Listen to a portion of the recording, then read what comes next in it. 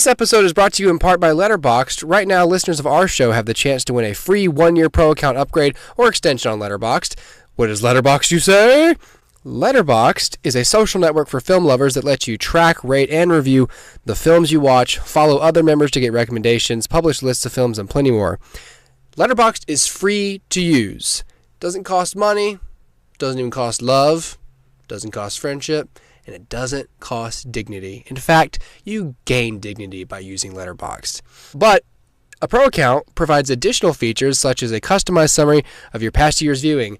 To enter this contest, which we, the HooperCast, can provide you with a free 1-year upgrade, pro upgrade, or extension on Letterboxd, then you need to email us at hoopercast@gmail.com with the code word in the subject line and your Letterboxd information contained in the email. People are getting confused, just saying, hey, it's Ricky. I want Letterboxd, yo. So give me that shit, man. And then they send me that. And I'm like, Ricky, thanks for listening, but I can't help you because I don't know who you are except Ricky. And that could be an alias. You could be a criminal. The code word, by the way, for April, we read out the winners at the end of each month. The code word for April is Doomsday. So yeah, email hoopercast@gmail.com. Type in the code word Doomsday and your information for a chance to win a free Letterboxd Pro account upgrade or extension. 12 years Pro account, Letterboxd free. Letterboxd.com. That's Letterboxd.com.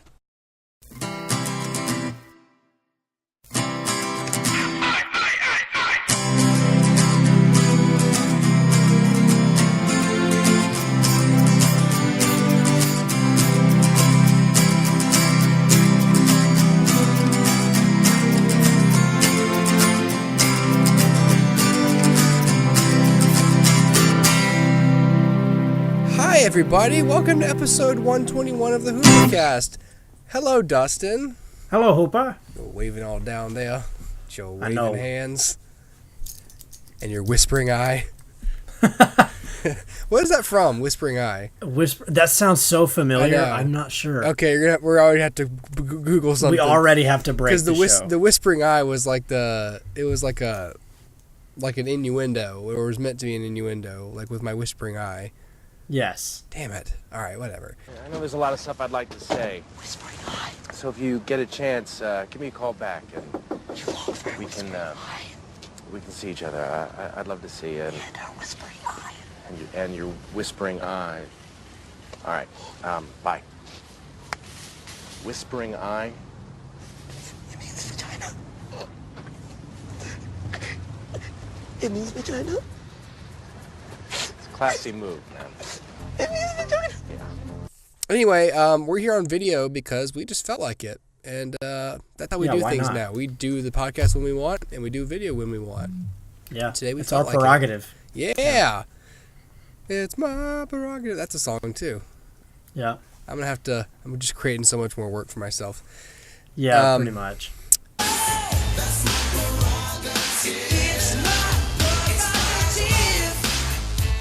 It's the way that I wanna live. It's my prerogative. I can do just what I feel. It's my prerogative. No one can tell me what to do. It's my prerogative. So, I'm trying to resist the urge to look at you because you're down here. It's very difficult to, I'm just trying to catch you with my peripheral vision. I know. It's a lost cause, trust me. I guess I could hold you and be like, you could hold me. Hi, Hoopa. I'd be okay. No, with that. I don't want to hold you. Gross. That's gross. Stop it with your dirty mind. It's sweet. No, I meant like in friendship. Oh, okay. I have the dirty mind. Yeah, Dustin. Although, that's okay if you want. No, I don't want. I started to wonder why you got so quiet, and so I had to look down at you to make sure you weren't dead. Like the thought of being held and embraced was too much for your feeble heart. Oh no, it's so beautiful. Oh. All right. Anyway, so we're coming at you this week with some trailer talk because there's a lot of them out that came out like in the past week. Yeah. So let's get right to it. Let's do it. Why don't we start with Fantastic Beasts and where to find them? All right.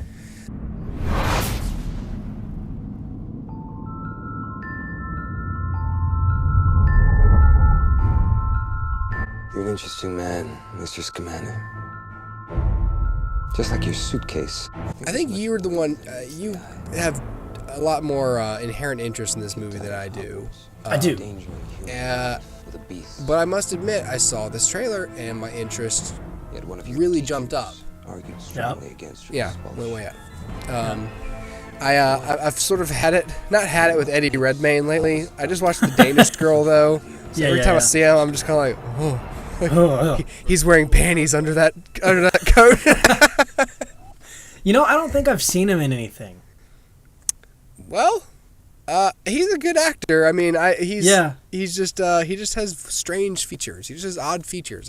Yeah, I didn't see The Danish Girl, and as far as what was the one he was in where he played Stephen Hawking?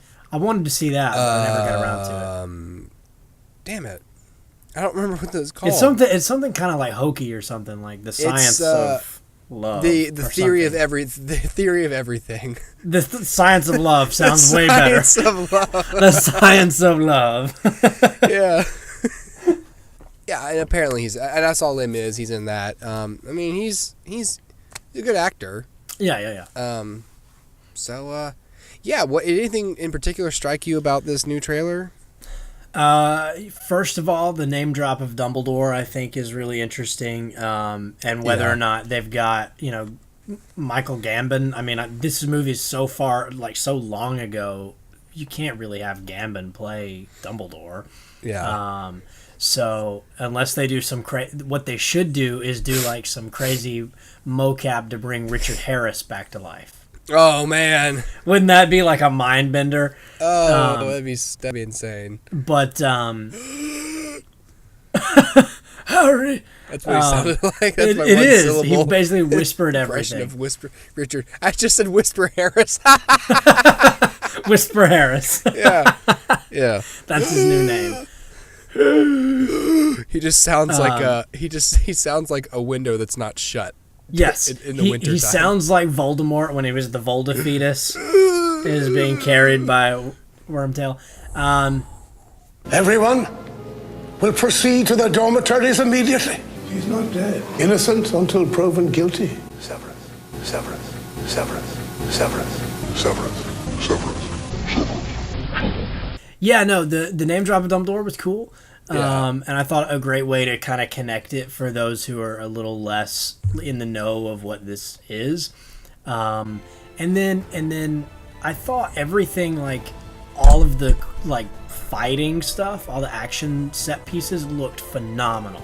So all of the apparating and it is so cool. And dude, and he jumps off that roof, and I was like, "Where's he going?" And then he just disappears. I was like, okay.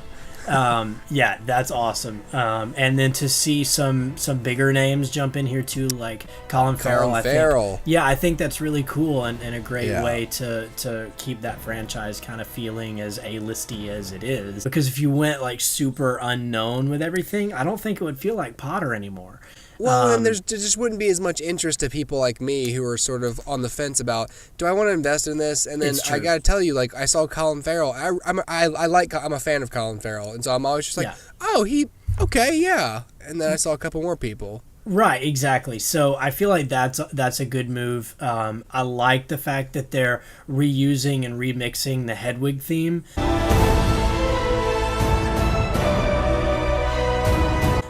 Now, whether that's going to be in the movie or not, I don't know. But at least for this trailer, I thought it was really effective at carrying, that feeling over from the Harry Potter franchise, which I think is super important because, which is why I think it's great that they have David Yates directing, because this movie takes place so far in the past that it's not really possible to have a Harry Potter cameo. You can't call up Rupert Grint and be like, hey, come check this out.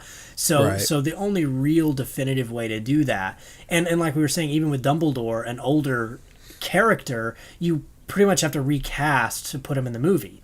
Yeah.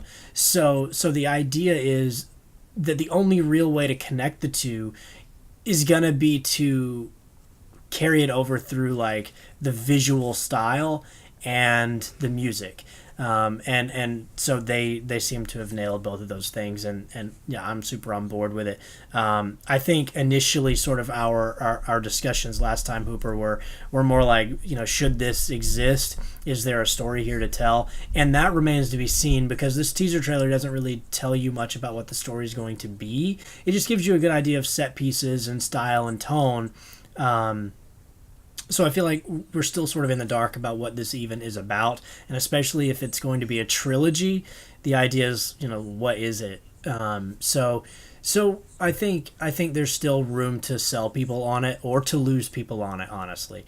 But yeah, man, I'm super stoked for it, and I think it looks really fun. So what were your overall thoughts of the trailer, Hooper? I agree. I thought it provided some really things I like to know. Like, what's it look like? What's it feel like? What's it gonna kind of give me a feeling of what I'm gonna experience in the theater? And I didn't really need to know much of the plot. It was enough for me to go, oh, well, okay, you know, Right. You know, so I'm more on board now, and I'm open to more. You know. Awesome. Yeah, man, I think it looks really cool, and I think having J.K. Rowling attached to it gives it credence, whereas if it had just been like, I don't know, some schmo wrote this for us because we want more cash. Right. Yeah, so. Yeah, it would, yeah. So I'm on board. Well, why don't we move ahead to, what was the other one? Let's talk about Star Wars Rogue One. Or Rogue One. Yes. A Star Wars story. State your name for the record. Jyn Erso. Forgery of imperial documents, possession of stolen property, aggravated assault, resisting arrest. On your own from the age of 15. Reckless, aggressive, and undisciplined. This is a rebellion, isn't it? I rebel. What did you think of this one? Because I was surprised with how, because before we were like, who cares, you know? Right. And this one came out, and I was like, oh, it looks pretty legit. It you does. know, a lot of familiar. This one's a little bit closer to maybe the universe we're used to, because it takes place I would argue probably 5 years or so before it, maybe less. Max 5 years, yeah. I saw that chick, the many Bothans died. Many Bothans died to bring us this information. And I was like, hey, it's her! I know her, yeah. I don't know her name, but she's there. Yeah, man. They searched. They must have searched the globe, like, who looks just like that. Yeah, exactly. And that's crazy, because for us to recognize a character who really isn't that distinctive visually is crazy. But yeah, man, I was kind of floored by the trailer, honestly. I'm not a huge Star Wars guy. I like Star Wars. But that trailer made me feel way more than any of the trailers for The Force Awakens ever did. Right? Yeah. I don't know why. Like, why do you think that is? Maybe it's the first thing that feels like completely original, because its structure is. I mean, again, The Force Awakens we talked about how structurally it was so very much very similar to and you know, involved some of the original actors, and so this is the one that's going to stand pretty much on its own, with actors, you know, characters we haven't met. I guess we know they succeed, but like, we don't know at what cost. I mean, well, we do. Many Bothans died. Many Bothans died. We know that lots of people are going to die, and maybe she'll die, maybe she won't. Like, you know, we don't know anything. So we know the outcome, but we don't know how they get there. And so there's enough dramatic interest for me to really, you know, get time to get to know these characters. Got another female protagonist. Mm-hmm. I'm excited. I thought it was cool. They show that shot of like the Death Star where it's like, wow, they're really building that thing, and it's huge. And they're just reminding you how massive it is. Yeah, exactly. Yeah, man, I feel like it has a lot to do with the visuals of it. I mean, the stormtroopers didn't really change much. And I love the way the new Stormtroopers look for The Force Awakens, but just seeing the old style Stormtroopers back on screen, seeing the Death Star and the Imperial Destroyer. I don't know if that's the right term for it. I don't know the terms for things. That sounds like a thing I've heard before. And seeing that kind of stuff come back, I think, was really cool, because for me, the best part of this franchise is those 3 movies, those 3 original films. And even though I do like The Force Awakens, I still think it's lesser than the original trilogy. So seeing something that harkens so heavily back to that original trilogy, I think, is really cool. Both visually and, just story-wise. And I think, I don't know how to describe this other than just like the polish of it. I feel like it feels less polished. Like it feels more like something that would have been made in the 70s and 80s, as opposed to something like The Force Awakens, which felt very slick and shiny. J.J. Abrams doesn't really make rustic movies. They're always real polished. That's a good word for it. Star Wars is rustic. It's essentially like a John Ford Western or an Akira Kurosawa movie in space. So it has that rusticy, like antiquity to it. So maybe that's what it is for me. Seeing that it feels less polished, I think it maybe does a good bit of that for me. I'm excited. Like I said, this was one where, sort of the way you were originally on Fantastic Beasts, I was on Rogue One. I thought this is going to be a cash grab. I don't need to know this story.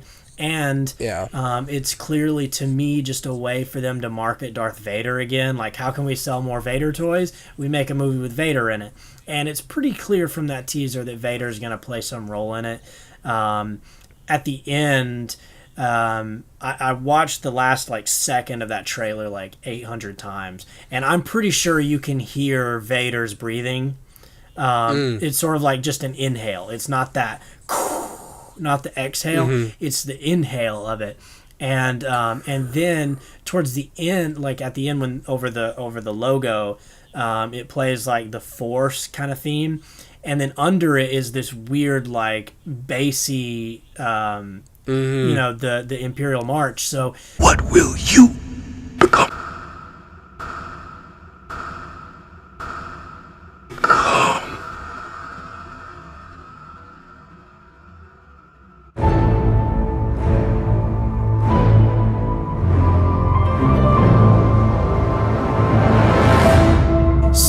it's pretty clear that Vader's going to be in this in some way. And so I thought originally, this is going to be stupid and they're just going to market the heck out of Darth Vader. But I thought this was super effective to more or less hint at him where you could miss those hints in the trailer. I think is really smart and kind of tells me that they're not just relying on this as the Darth Vader movie. So maybe that sold me too. But yeah, I'm more excited for this than I ever was for The Force Awakens, which is crazy to me. Yeah, it's legit. Yep. Yeah. No, I agree. I'm just like anything else. If I can afford to see it in theaters, I will. Right. But if not, I'll wait. But I mean, I would be excited to see it. I mean, I'm fine with all these. I'm fine with all of what Disney's doing with making. I think people were a little afraid if Star Wars was ubiquitous again, it would get muddied. But I mean, the freedom they're giving the right people these days, it's kind of cool to just be able to be living in a time where we're getting new Star Wars movies and new. Now, in 5 years, this might be old hat, and we might be getting sick of it. But right now, when this is the second one, right? You know, in 15 years, then it doesn't feel that big a deal. 15 years, well, right? By the time and I am still wary of any of the future spinoffs, because I think they're still planning on that dumb idea, the Han Solo picture, which I really just don't think I'll be able to get behind. But I didn't think I'd get That's behind ill-conceived. Yeah. I don't like them trading on the names of any of the existing characters anymore than they have to. I I mean, agree. they've got episode 8 and 9 where they're allowed to do that, and then after that, it's like, because they're going to make Han Solo. Then before, it's like, hey, where'd Chewbacca come Right. from? You know? Exactly. You're going to get muddied down and all The of this Emperor. stuff. What about the Emperor's days as a young Sith? And we didn't need to know that. If we did, it would have been shown to us. I know everything about Han Solo that I need to know. Yeah. I wouldn't be against if you decided to write a novel or a comic book about it, but don't make a multi-million-dollar movie about it. Just not interesting to me. Yeah, and same goes with Boba Fett.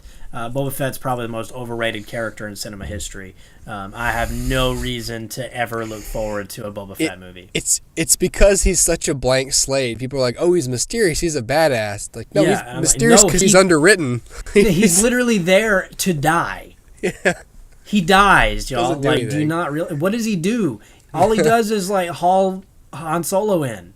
He's Yeah. just a glorified UPS delivery man. Here you go. Yeah. Okay, here you go. I've got your package. Sign Please here. sign here. Yeah. That's it. It's no good to me. Delivered late. It's no good to me. Stamped. I don't know. Let's talk about Doctor Strange. Yes. Doctor Strange love. Doctor Strangelove. Or how I learned to stop worrying and trust Kevin Feige. How I learned to stop worrying and parallel universe. Yes.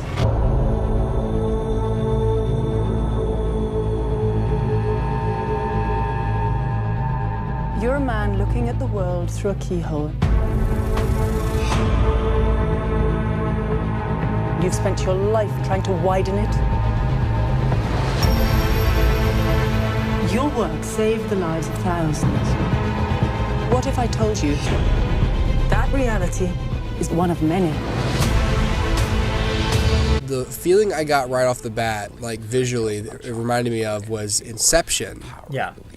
With the city folding over and whatever, and then there's all these shots in the trailer, I guess, of like universes being created and like splitting apart. Exactly. Which was mind-bending to me. I was like, It's really like almost like a city kaleidoscope. yeah, it's insane. Yeah.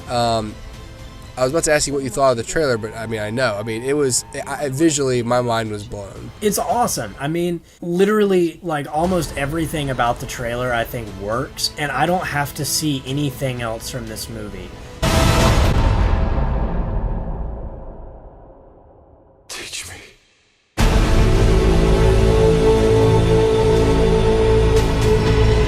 I'll see it.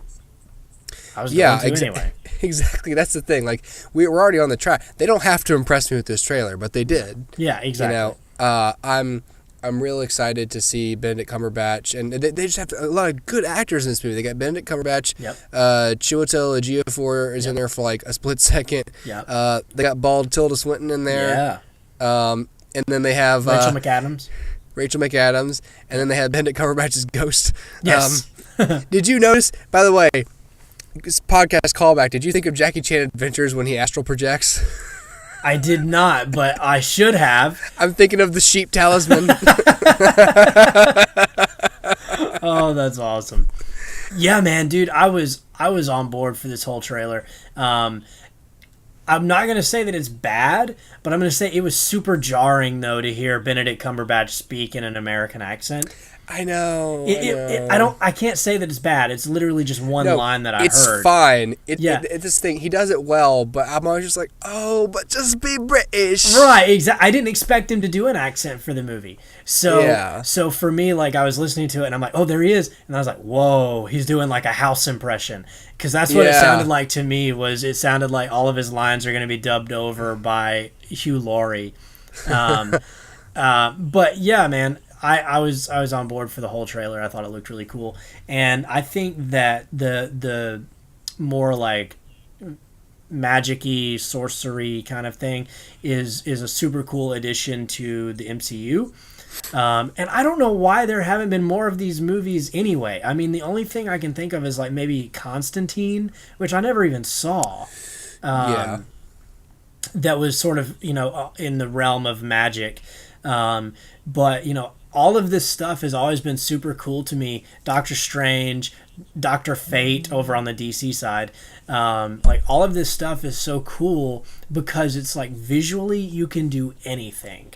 And now, what we can do with visual effects, it's just like, man, like let's take full advantage of this. So yeah, I'm on board for sure.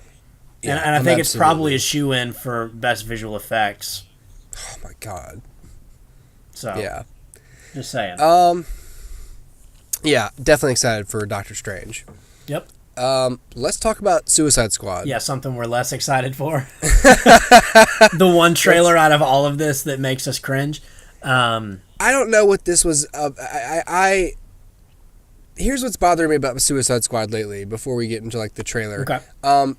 They're releasing all these stories like Jared Leto never broke character on the set of Suicide Squad. Yeah. Or Jared Leto, or Margot Robbie tells how Jared Leto sent dead rats to all his co-stars, and the Warner Brothers had to hire an on-set therapist. And, and then I hear something like he sent like used condoms and anal beads to people. That's the story today. So here's my problem with that. One, whenever there's stories about blah blah blah never broke character, like they're real serious about it, or he still thinks he's the Joker. Yeah. It just seems inauthentic to me, and it seems like they're basically going, they're looking at the final cut, going, this thing is a mess. We've got to get people to see it. Spin. Let's start putting stories out about how Jared Leto's like crazy, and it's like this transformative, creepy portrayal of the Joker. Yeah. Also, and before that, they had. After Dawn of Justice came out, and everyone was like, "Movie's depressing. It's super dour, and it's a big like negative bomb." Yeah. Warner Brothers pretty much. There was that story came out that was like Warner Brothers ordered reshoots for Suicide Squad to make it more upbeat. Yeah. And to me, DC's problem is they're so reactive. Well, that they're like, "Oh, that one's too depressing. Crap, Suicide Squad's not really that." Upbeat either. Let's make it upbeat to please the masses, and then still not enough. Let's start putting out stories about how insane his performance is before the movie's even out. Which you notice, good movies don't have to do that. Right. So here's the issue. So first of all, just to address the reshoot thing, that was the initial story. Was that it came from Warner Brothers wanting to sort of add some optimism or whatever. But David Ayer actually, is it Ayer or Ayers? Ayers? Ayer. Ayer, okay. So David Ayer came out and said that actually was not the reason. Now this, again, could be a spin, spinning the story to suit whatever. But the way he put it was that essentially Warner Brothers came to him and said, look, we have to make this movie work. So what do we need to do to help you make it work? And he said, I could use tightening up on some action scenes. And they said, okay, do it. So he said basically all they're tightening is the action. Again, also JJ said that Benedict Cumberbatch wasn't Khan, so I don't know what to believe anymore with marketing. Yeah. But that's sort of the story now, is that it's more of like, we really want this movie to work because of the critical reaction of Batman vs Superman, and it's not necessarily related to the we need more jokes or anything like that. Well, I stand corrected. But again, who knows? And it could very well be we need more jokes, and then just tell everybody this, sort of like how Paramount mandated what Shia LaBeouf said about when Megan Fox was not in Transformers 3. It's just a thing. No, she pissed off Michael Bay. That was the reason. Yeah. So, and Michael Bay is probably a little childish. That's the reason she's not on it. So the idea is that it was more action stuff. What bothers me about putting all of this out is two things. One is what you said, which is just, you shouldn't have to do this. You shouldn't have to sell me on the performance before the performance hits the theaters. The performance should sell me on the performance, not you, the marketing team. That's stupid. Yeah. Second, if Jared Leto's idea of Joker being in character of the Joker is sending dead rats or used condoms, that is not the Joker to me. or beads for your butthole. Yes. See, to me, the Joker is a few things. One, yes, he laughs probably at some really creepy, off-putting things. Yeah. But the Joker is very theatrical, and he's a clown. Yeah, I don't see him as like, I'm going to kill a bunch of animals and send them to people. Unless it's like, I'm going to make a bunch of animals smile and send them to people. That's different. Then the other thing is, first of all, I think the Joker is asexual. I don't think he's interested in Harley. I don't think he's interested in anything. I think he's just the Joker. So these other things that he's sending seems completely out of character to me. Not to mention a health concern and completely disgusting. And it makes me say, all right, Jared Leto, you're disgusting, and I really don't want to do anything ever about this with you ever. Because I think that's... I mean, at the end of the day, acting is a job. And there is no job on the face of this planet where you can send your coworker a used condom and be okay. That's not something to be celebrated. That's inappropriate. And frankly, I'd fire him. Like, if I were the producer. You're out. You can't do that, Jared. And like, especially like those two last times, like all the sexual stuff, like it's not within the joke. Like, I would expect, like, you know, if you're playing the Zodiac killer, at the very worst, like a photoshopped picture of like your parents dead or something. Right. You know what I mean? Like something that's jokey, but like in and of itself, like, is not particularly harmful or it is, but basically a mental thing. Right. You know, or like something clownish, not like, haha, I'm a clown, here's some beads. Yeah, if I'm the Joker and I'm living as the Joker or whatever, and I'm sending castmates things, I would like print out like fake newspaper headlines like Wayne's murdered and just write ha ha ha all over it. And then everyone gets the idea. You're the Joker. You're living as the Joker right now. I get it. That's also in character because he thinks it's funny that Bruce Wayne's parents got murdered. Parents are dead. That's fine.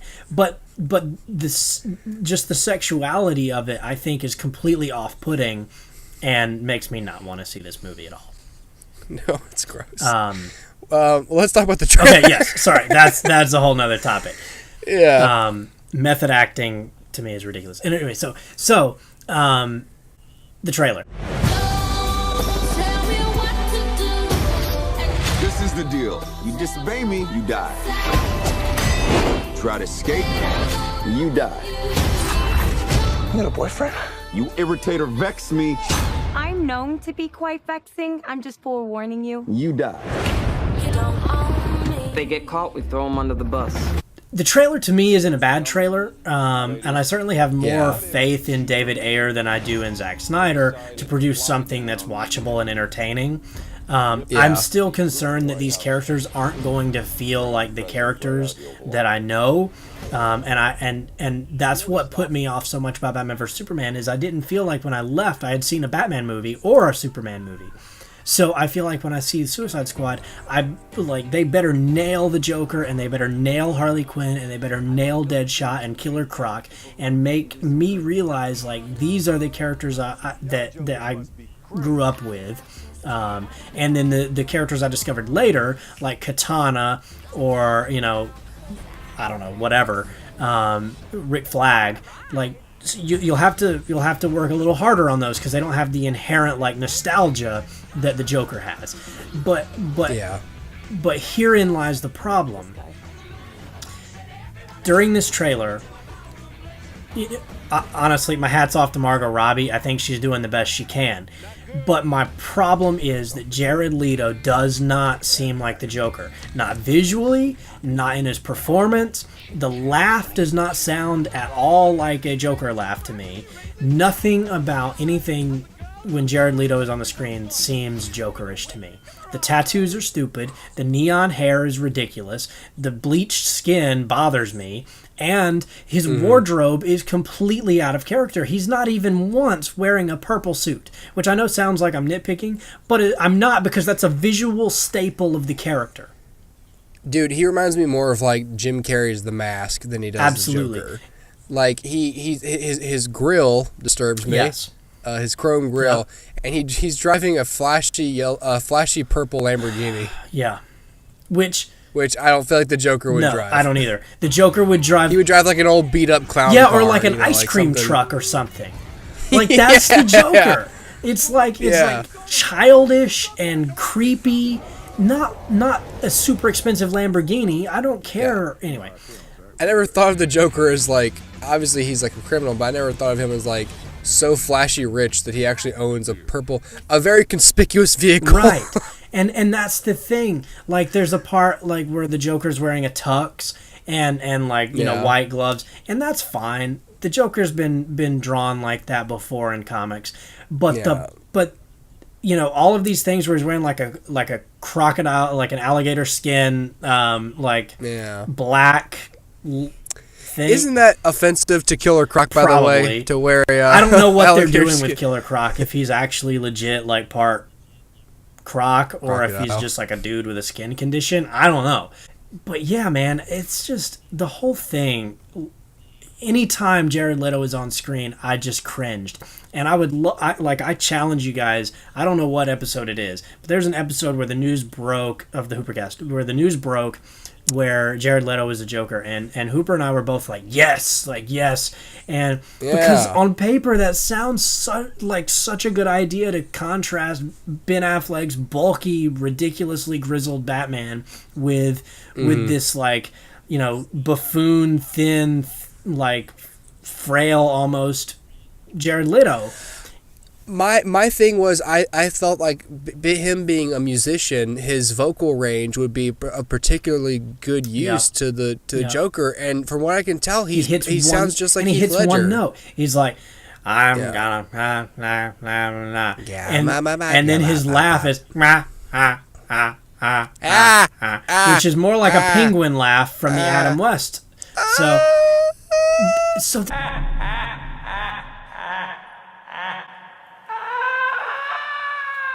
there's no range. Like honestly, that's one of the brilliant things about Mark Hamill's Joker. Take everything else away. Oh my God. His range is what sells it, because the range, in contrast with Kevin Conroy's Batman, it like if Conroy's Batman has range like this, Joker, like Mark Hamill's Joker has range that just like surprise.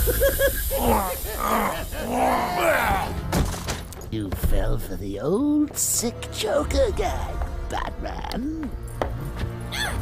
Take my blood, for example. I wish somebody would. This stuff is killing me. Why should I care? Because now there's a teeny little bit of me in you too, Bats. He gets great joy out of just the most sadistic, oddball things. Imagine sucking down that last breath knowing that Gotham is doing the same. What are you talking about? Oh, didn't I say? I've spent weeks shipping samples of my blood to emergency rooms all over the city. I mean, because it goes this deep, like, you know, sinister laugh. And he's like, hello, Batman. And then he can go way up there and go, hello, you know, and like just push it like way up into the falsetto. I'm going to have to find it and put it in this episode, but there's a particular laugh of his where it starts like loud, it starts like really low, and it climbs, and then it peaks. It just goes. It goes straight to. Right. It goes crazy. That's what I was trying to do, but I didn't want to scream. But I'll find it. So.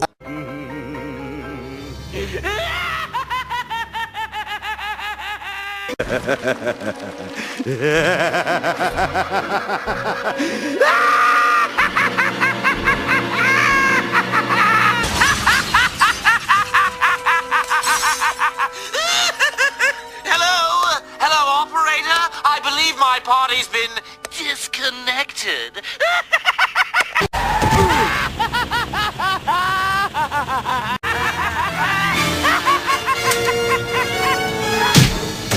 That's what's beautiful about it, and I don't see that here. And it was fine that Heath Ledger didn't have that much range, but he did have range. Are you the real Batman? No. Then why do you dress up like him? He's a symbol that we don't have to be afraid of scum like you. Yeah, you do, Brian. You really do. Huh? Yeah. Oh, shush. So you think Batman's made Gotham a better place? Look at me. Look at me!